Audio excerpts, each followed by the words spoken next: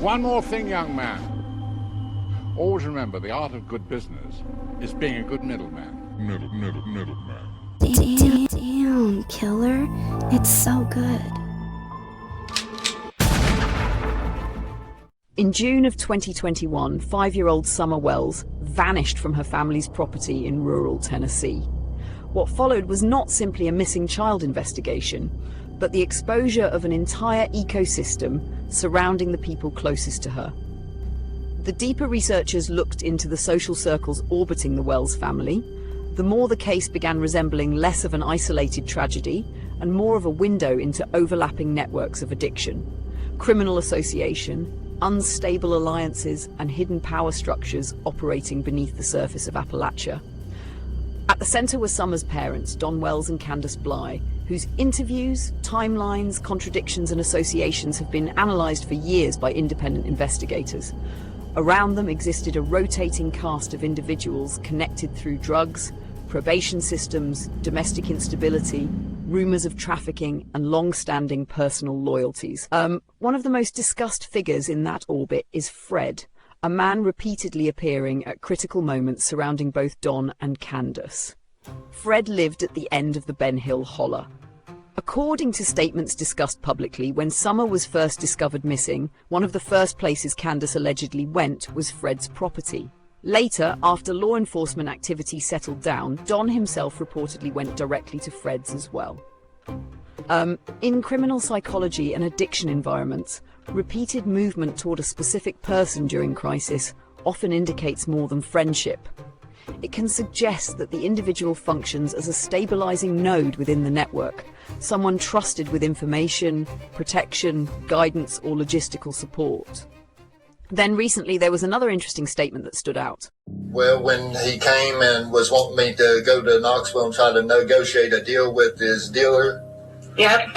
Who was that? Don? Don did. Oh, Don did. Yeah. And then the next mornings when he had called for the supposedly DCS to come get the boys, he tried to say they weren't safe there because of YouTubers.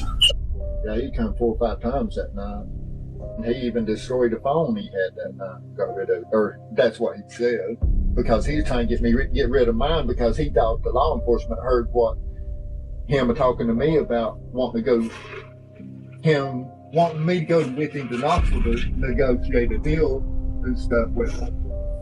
He was like, you need to get rid of your phone. I done got rid of my phone and stuff because I'm afraid they're listening at our phone conversations and stuff. I'm like, how they listen to my phone conversation? I ain't talked to you on the phone or nothing. My phone's been in the house, you know? Don's dealer in Knoxville was allegedly Playboy, a man rumored in local discussion circles to have ties to drugs, prostitution, and trafficking activity. If true, that single interaction raises significant questions.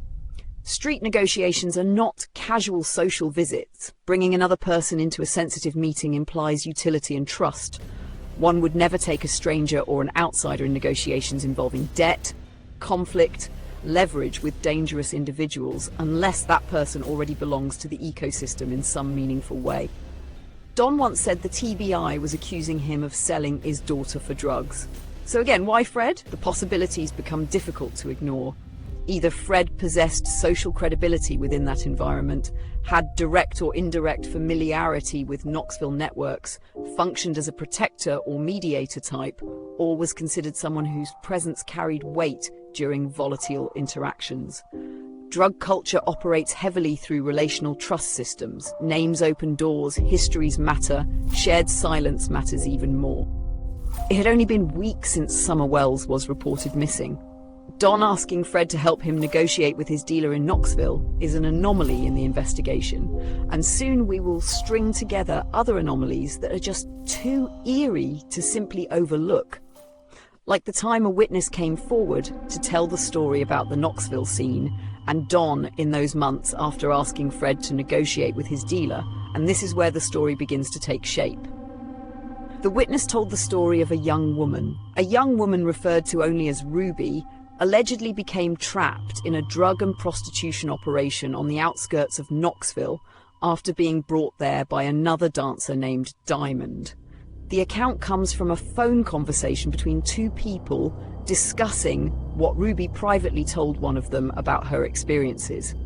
Ruby had reportedly been dancing at a club called the Mouse's Ear when she befriended Diamond, an older woman involved in drugs. Diamond eventually convinced Ruby to attend private parties, but instead of a normal escort arrangement, Ruby says she was effectively traded to a man known as Playboy to settle Diamond's drug debt. After only a few days, Diamond left, leaving Ruby trapped in a sketchy hotel operation alone. Ruby would go on to be held against her will and trafficked for 11 months in this hotel. The place itself is described as a strange motel-like property outside Knoxville. From the road, it appeared to be an ordinary small hotel, but behind it was allegedly a hidden lower section where drugs were cooked, fake pills were pressed, and prostitution occurred. The motel owner was allegedly a man named Habib, while Playboy supposedly controlled the criminal activity there. Ruby described Playboy as running the entire operation with several male associates assisting him. Ruby says there were usually 5 to 7 women there at a time, many of them dancers or addicts who became financially trapped. They allegedly had no phones, little freedom, and almost no money because everything they earned was taken for drugs, room charges, or debts. Into this story comes Don Wells, whom Ruby allegedly knew as Donnie. According to the witness, Don was supposedly a regular customer who visited the hotel every few weeks to buy drugs and spend time there. Ruby described him as someone who used crack and other substances heavily, often while talking obsessively about religion and the Bible. He brought another man several times with him who was only described as being younger than Don and always wearing a ball cap. It is told that Don may have known Playboy through prison connections. Ruby tells the story to the witness that Don came to Knoxville this one time already owing Playboy $3,000. He was fronted another $3,000 worth of drugs on top of what he already owed. She said Don was one of the few people there who treated her somewhat kindly. On this visit, she says, Don offered to take her with him when he was leaving. She agreed because she feared Playboy and believed this was her chance to escape. Don has told other stories himself about saving girls from these types of situations. During the drive away from there, Don allegedly took her further in northeast Tennessee and stopped at unfinished housing developments where he had been working recently.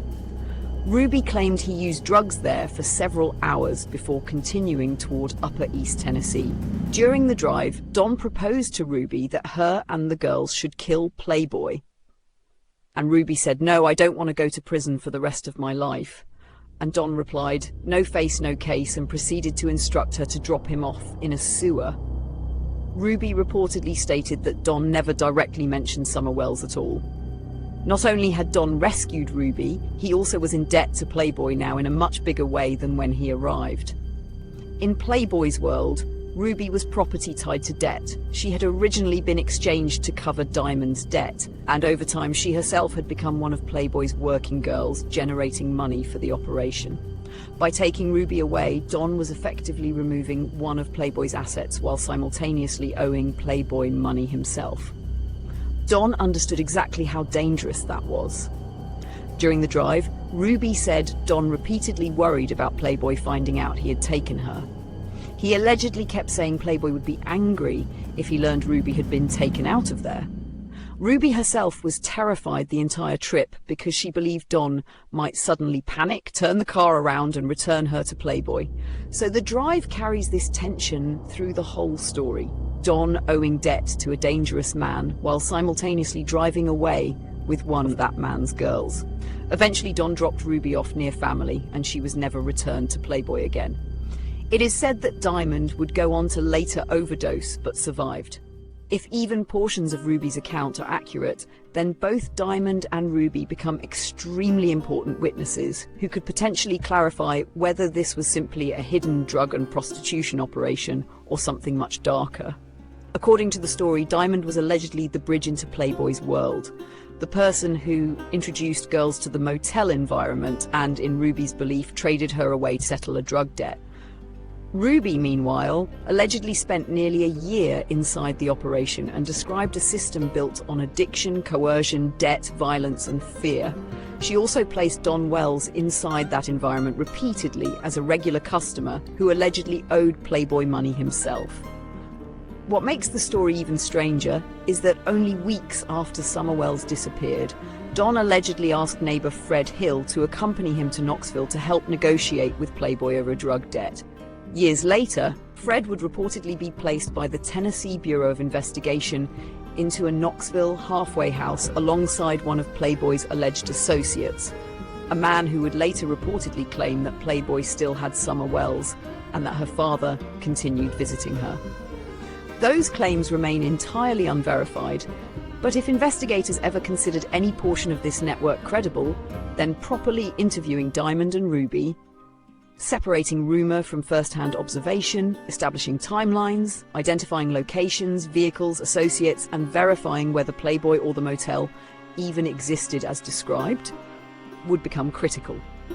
At minimum, the allegations describe possible trafficking, narcotics distribution, coercion, and organized criminal activity. And because the story also places Don in direct contact with that alleged operation, while simultaneously describing him leaving with one of Playboy's girls despite owing debt, it raises questions investigators would want answered under formal scrutiny rather than internet speculation.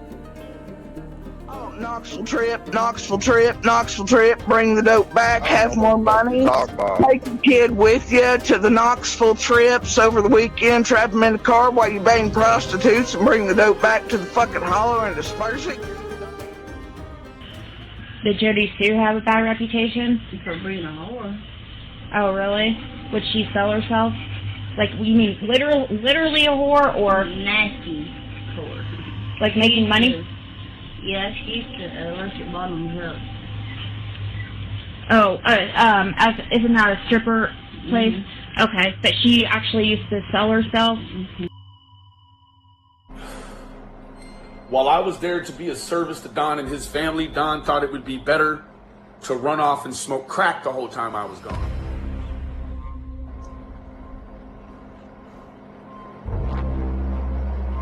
There's even an informational missing persons report made on him so that it didn't go over the air and YouTube grab a hold to it.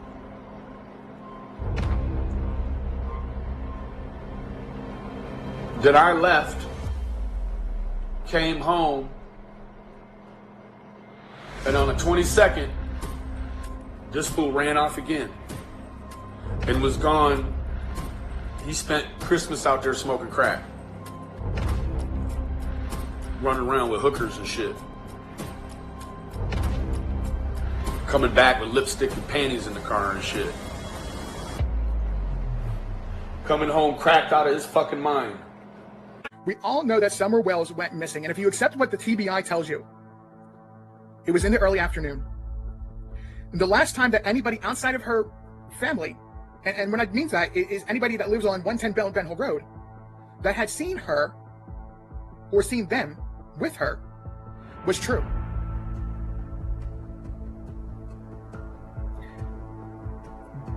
H would have been dropped off approximately 2:15. By her, what True said, it was no later than 2:15, because he had to get ready and go to a doctor's appointment, which we find out, if you believe Andrew Hill, his dad, was at 3 o'clock, and I have issues with believing him. That would have put them going back towards, not to, but towards Ben Hill Road, and arriving there about 2:30. We're going past there around 2:30. I mentioned that there was a issue, or that I believe that they were runners. They did a lot of running, and I mean a lot, to try to gain favor. That girl, I'm taking a look at what if the interview from the other night where Mary was talking to the lab, and what if she knows something that she's trying to tell us?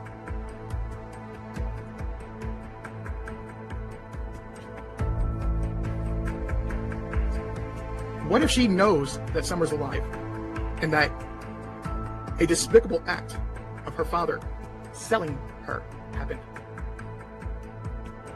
The lowest of low moments would have to be to sell your own child. And that I've referred to the Wells property until the community that's been covering Summer Wells by a couple different phrases. An activity that I've always heard and come to know as a local happened. I've had a certain code or codes of phrases. One of them that I'm discussing and really talking about tonight is why I call it a trading post.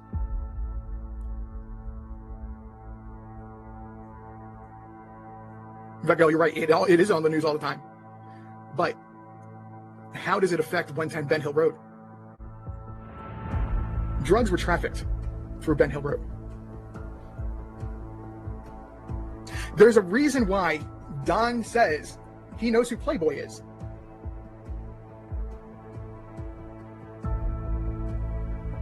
Playboy is a person in Knoxville. If Mary is right, none of this was by accident. Part of the theory of what I believe happened is that there was something more nefarious planned for the 15th. But the sudden illness interrupted and caused everything to change. This is the route, if that is true, that Don Wells would have taken to get home. Remember, I said he was not at, I don't believe, and I'll say this, I believe all the evidence points to that Don Wells was not at the Meadows all day on the 15th. I believe in part of the day, whether it be he had to put a work order in or he was calling it a day early or whatever the case may be, he would have been here at his boss's office or home. And then after talking with her, let's be clear on this. If you're at your boss's home, you're still at your job location. That's his office. So he never, ever told a lie in that. But he didn't tell 100% the truth either. It would have been so easy to make an exchange at Greenville. Because it's this little gas station. And when I mean a little gas station, it has a lot of traffic going through it, but most traffic is Greyhound. The most traffic that goes there is Greyhound.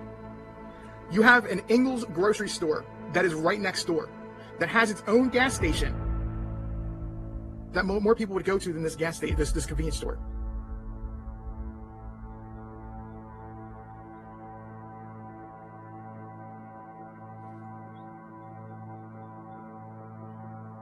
It would have been so easy to arrange for somebody to be there to meet Summer Wells and go to Knoxville. That girl, I get exactly what you mean about Andy. I'm just not getting into that. I'm sticking focused on this.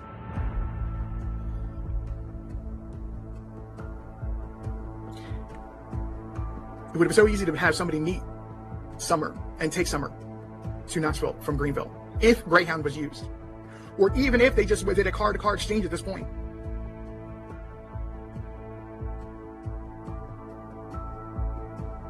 Nobody would have paid attention.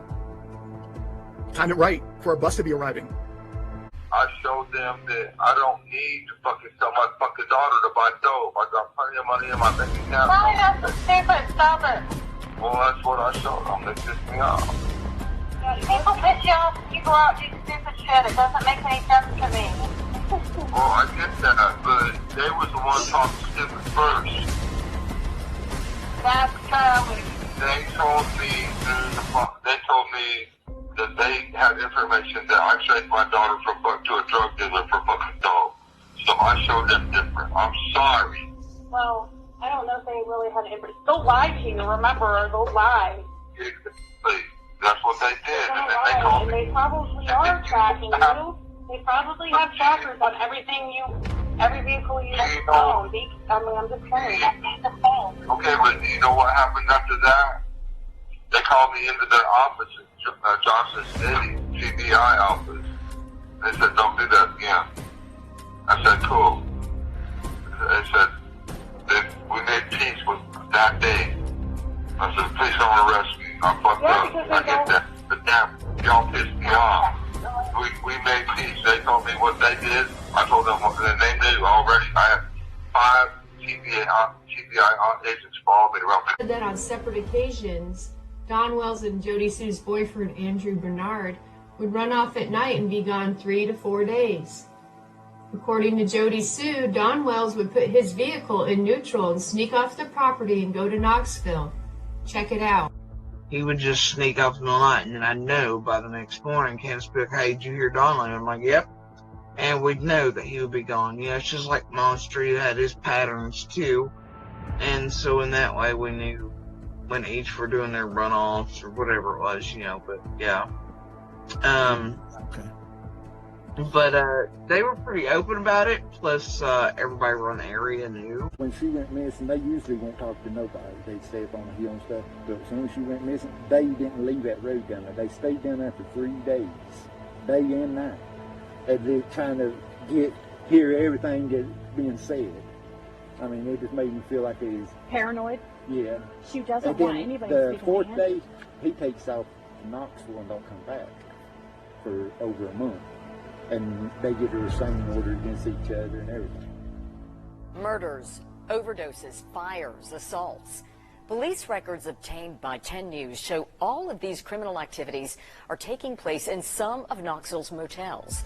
10 News reporter Caitlin Keenahan dug into the locations that see the most criminal activity and what hotel owners are doing about it. Inside Knoxville's motels, some people are creating a home for themselves while others are just passing through. You get off the exit and you turn left at the light and you're there. Like, I mean, it's just easy. Alexis and Kiefer were the latter.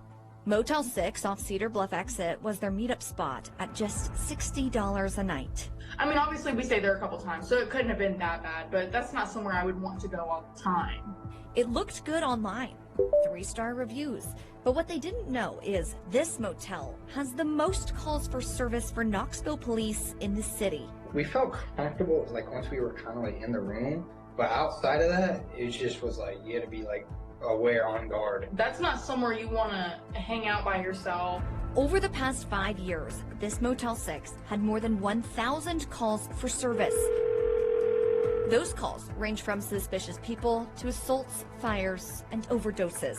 I wouldn't advise any woman by themselves to like stay there and like walk around outside. We requested an interview with Motel 6 over the phone several times and in person. They declined to comment, but it's not the only motel with issues. Records from Knoxville police show in the past 5 years, Regency Inn on Magnolia got 959 calls. Super 8 on Merchants got 950. Executive Inn on Chapman Highway got 893. And Value Inn on Magnolia got 892. This is obviously not a great solution or a situation for the community who lives around that. That's not a great situation for the business itself, and that's not a great situation for us when the police are having to frequently respond to the same location over and over again. We had worked with KPD, and they told us that, hey, we've got to cut down all these calls that are coming through. Harry Patel is the owner of Executive Inn, now number 3 on the list. But just a few years ago, it was number 1. So we closed off all the exterior points where you can come in from outside, you can just go in from the inside. So that helped reduce the traffic and nuisance. Harry says they followed suggestions of Knoxville police. We give you safety tips, whether that's putting up a light here, whether that's installing hedges here, whether that's putting up a camera here. It's we essentially look at the design and the layout of your property. So Harry renovated the property and put up these gates and cameras. Prior to that, we had a lot of guests that were staying on a weekly basis. I don't know if they were into drugs or whatever else. They had a lot of people that are coming in off the streets, visiting their room and leaving. Executive Inn's partnership with KPD led to a year-over-year decrease in calls since implemented. The same is true for Value Inn on Magnolia. We take all the IDs, we take all the precaution. Ken T spoke with us over the phone about his property. There are a handful of nuisance still out there. There are some prostitution problem out there.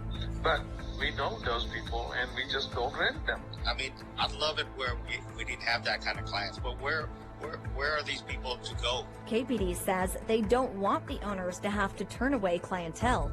They just want to find a mutually beneficial solution. When you're frequently having to go to the same place over and over again, that pulls our officers away from doing some of the other stuff that might be of the higher public safety priority. Knowing what you guys know now, would you stay there again? No. No. We found better options if that time comes. In Knoxville, I'm Caitlin Kinahan. Now, if businesses have multiple calls for service and Knoxville police flag them as a potential area of concern, first, KPD will make recommendations for the business owners to increase safety. If they don't make the changes, they can be tagged as a nuisance property. Then, if nothing is done, the DA can close that property. Wow. So how was he supposed to go back to that motel again if he never brought her back? That's what I said. And that's what he told her. He said, well, Playboy will probably be mad because of this.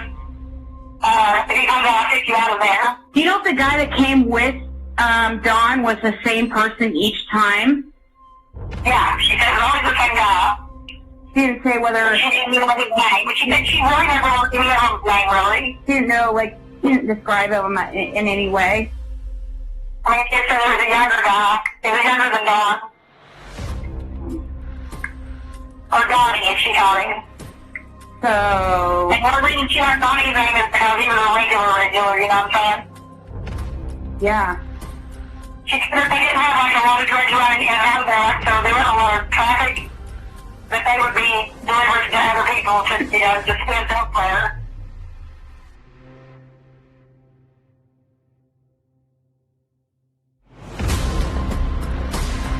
See, when Don and all them, they did him, where dead is, they put a center wire. They took him to the 4 to 8 pieces of plywood that advertising said. What you're seeing here is it's communications from Jody to someone else, right? Now, in this, it says Andy was locked up with a few years ago. Anyway, he came in for tires today. He recognized Andy, chatted, etc. Right? Andy says he was a bit funny acting though, etc. Anyway, at the end, he asked Andy to come to the van. Now,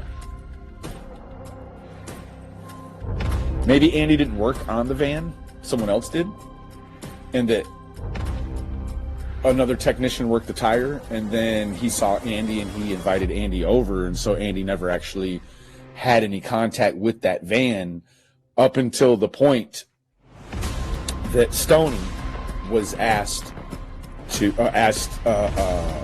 Andy Bernard on over to look at the van. He mumbled something about girls, then opened the door and told Andy to look. There were girls in the van, obviously being prostituted and scared to fucking death. Apparently, he knows him from prison. He knows Playboy from prison? Right. Dawn does? Yes, that's how he knows him to start with. I wonder what prison. I don't know. See, that's how they able to prison. See, so I wonder how long Dawn has been going there because she was there 10 months and she said that she'd been there. Yeah, but I'm trying to think the last time that he would have been in prison, though. I don't know. I think that's like quite a bit of years in prison. Wait, Playboy did quite a few years? Or? Yeah, he done a few years, I think, in prison. Do you know what for? Or? I think it was manslaughter, murder, or something like that. Maybe murder or something. It was a murder charge, killing someone. She didn't know it was gone. And what was really weird is she said that she was trying to cover up the bruises, on her face. Yeah. With some makeup, and he kept saying, he shouldn't do you like that, he shouldn't have done this and that to her. He said, one of you, I should kill him. And she said, no, I'd be in prison the rest of my life. She said, I'm never going to enough like prison, And he was like, well, no taste, no taste. And she said, what do you mean? She said, well, if they don't find him, they can't charge you with anything. Oh my God. And she said, she just told her, okay, brush it off. And she's like, you could have dropped him off in the sewer or put him in a septic tank and nobody would have found him. He said the dad would have, you know, deteriorated the body faster. He said, I know for a fact that it would. He said, I know people have put in tanks and never been tapped to this day. Oh my. She said, if he was just trying or what, but she just was trying to tease him and was just like smiling and just, you know. Donnie told him that he didn't trust Candace, and that he thought that she put Summer down the septic tank clean out on the property. Listen to the words carefully. It's just a freaking old video I was fucking with. You know, I thought she was really trying to be a friend, and then when I found out she was trying to just hit me up for information, that's when I made up that ludicrous bullshit. So and I thought it was funny at the time, okay? Yeah. But it ain't so funny now or whatever, but it's just, man, I was just fucking with her head. Okay, now the other thing they think is that's one of the reasons that apparently someone was saying that's why maybe your boys were took, because they were worried the cartel was going to come. No. Okay. I called them. Your federal government doesn't want you to find these kids, because your federal government, particularly the finders, the CIA organization out of Washington, D.C., is the biggest motivating factor behind the missing children in this country today. Why? Well, for several reasons. Kids are used for body parts, sex slaves. They're used for the satanic ceremonies. And a 10, 11, 12-year-old blue-eyed blonde-haired kid will sell on the auction block outside Las Vegas, outside Toronto, Canada, and a barn in Lincoln, Nebraska. These are the 3 locations I'm aware of. For $50,000. Damn, my daughter's probably on the fucking streets right now somewhere. And nobody's listening to me. Donnie, we can't do anything. I know where she's at. She's in a fucking motel room somewhere with some fucking weirdo. Fucking motherfucker trying to sell her for a little bit of crack cocaine. I know how it works. Somewhere pulled up in a fucking motel room. Donnie, stop letting your fucking mind go there, okay? I've already been there. I've seen it. Stop it. I'm just telling you what I've seen. I'm telling you what I've seen with my own eyes. I believe that you have seen this. Somebody has hurt her, probably sexually, maybe beat the fuck out of her, probably. I've been to some places where there were little kids, where people were trying to sell these little kids. Oh, wow. I've seen a lot of shit. And she came in and she was crying, and she said that she had just caught Donnie down on, well, it's famous 25th Street down here in Ogden, you know. And she said he was out there trying to sell little Donnie because he needed drugs. They were broke. Man, look, like Hart said, we here to speculate. We're not trying to cause no harm. We're not trying to say, you did this or you did that. Man, but if it stink, it's fucking rotten. I'm tired of playing with y'all. What the hell y'all doing over there and being here? And that whole picture and everything is all some kind of payment. Well, what the fuck Don or y'all got yourselves into too deep. When you get addicted to drugs, you will sell your own soul to say hi. Imagine someone taking your daughter hostage. Yeah. Your beautiful daughter that you just got back, and they're playing games with your fucking head. What we fucking do? If not for those pesky meddling kids. Back to what I do. Catfish, Billy, baby, hello, how are you? Yo, power 9, rappers like a power line, turn into a swimming pool. I think I got the whole crew. Ooh, let me know what y'all wanna do. I bought a 30-pack of Creek water, baby boo. Not a 99, not a 99.99, not mine, I got 100 proof. They're gonna be sorry they were ever born. Who? All of them. Let's go. Yeah, make it look easy. Hey, stand up guy, boom, 10 toes. Big body pull up in a Range Rover. I can change the whole game when I say so. I pull up, shut it down, yeah, they know. Running this game ain't a thing for me. I never switched up, no change in me. The only thing changing this season, you go against me, then you know that you tweaking, okay? Cause baby, I'm him, I be on 10. Two-stepping in the party, I do not dance. Watch how I move, make it look easy. Counting up wins, that's part of the plan. Blackmail, taking up my head as a CC. That can't fail, I'm not the reason we repeat. I'm knee deep, need a dub, that's it, you seek me. I'm too sick, yeah, I know I make it look easy. Yeah, tell them don't try to play me. Yeah, I'm drippy on the dirty. They can never count me out, they can never count me out, I know.